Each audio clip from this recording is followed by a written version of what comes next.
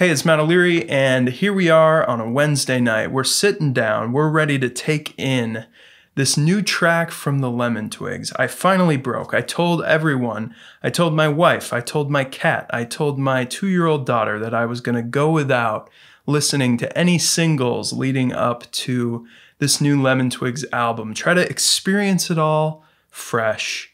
And then they did that Jimmy Fallon performance. They announced it, and I was done, you know. I needed to watch that. I've been a massive fan of the band. Really, it was love at first sound on Do Hollywood, the first album. I reviewed that one back in the day, gave it a 9 out of 10, gave the follow-up Go to School a perfect score on the channel, and then Songs for the General Public was similar, and Everything Harmony was my album of the year for 2023. So there really couldn't be a more anticipated release of 2024.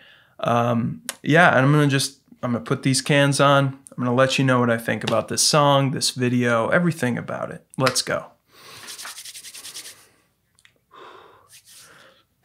This is, come on. I love that organ sound, so good. Oh, I gotta pause it right there. It's so common for this band to switch off, you know, it's that Lennon-McCartney sort of thing. The first single was a Michael song, so we knew this one was going to be a Brian song, and it just sounds like him. You know, there's just a certain sound. That intro especially reminds me of Live in Favor of Tomorrow, kind of that vamping on one chord. But then right when we get into the verse, it's like chord change, chord change, chord change.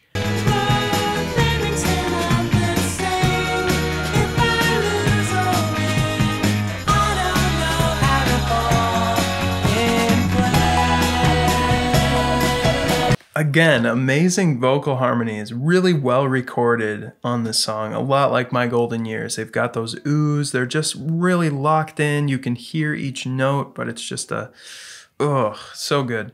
I was a boy and all I wanted was, I don't know, just so far, just a very like mid-60s sound. You know, you got that organ, that electric piano that has a little bit of quirk to it. You know, it's not quite the ELP progressive rock Hammond organ sound. It's a little bit more quirky and Beatles and Monkees-ish.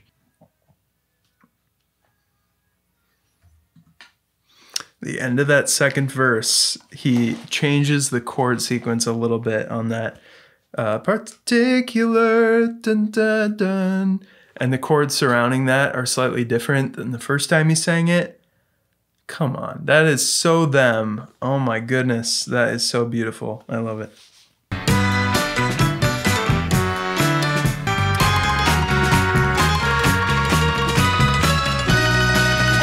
There was an interview recently with these guys where they were asked about what they think about the criticisms about sounding like the Beatles, the Beach Boys, late 60s, early 70s, glam rock, etc. And I think they said something like, but they're different chords, they're different melodies, so they're new songs. And that is putting a finger on something that I believe wholeheartedly in such a simple way. You know, it's just the most basic way to say it, that people latch on so heavily to sound palette, to instrumental palette, to the overall vibe and mood of a band, you know, their look and all those kind of, I think, shallow signals of what the band is about.